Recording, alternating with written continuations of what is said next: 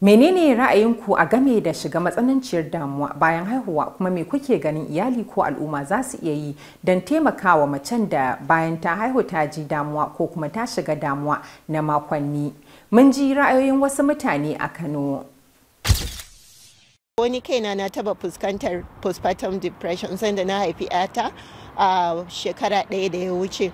So da na haife ta gaba ɗaya na ga bana ma son ganta, bana so ma idan na ganta maimakon dinga jin daɗi ina farin ciki sai ga wani irin ɓacin rai nake ji.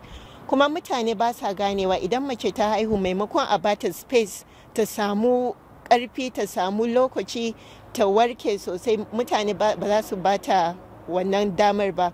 Har mazajen ma wasu ba su gane cewa akwai wannan matsala da wasu matan suke samu.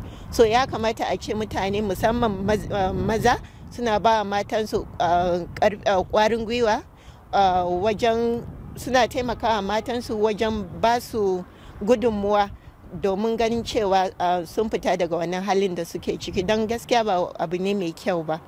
In sun haihu sai kaga sun fara suna zama su kadai, ba sa son zama cikin mutane, suna shiga cikin damuwa. Al'ummar mu su taimaka, shine da al'umma da kuma mutanen gida su taimaka ma wanda ta samu irin wannan matsalan, shine su janyo ta a jiki, su dinga santa, suna nuna mata kauna, ba sa barinta kuma ita kadai, shine abin da zai taimaka cikin yardan ubangiji sai kaga an samu lafiya ta warware. Yadda al'umma za su taimaka musu shine domin su jawo su a jiki, su nuna musu wani abin normal ne, ko kuma ba su kaɗai ne hakan ya faru da su ba, akwai wanda su ma hakan ya faru da su kuma ga yadda suka yi maganin wannan yanayi. Al'umma su jawo su a jiki, su nuna musu cewa ita haihuwa kamar natural course ne da abin nan da kowace mace take experiencing. Shi postpartum wani damuwa ne da yake zuwa gare mace bayan ta haihu. So akwai dama na yi experience matan da suke samun wannan matsala. Ni karan kaina ma na taba samun wannan postpartum depression din bayan na haihu, kawai sai ni na ta kuka ba wani dalili.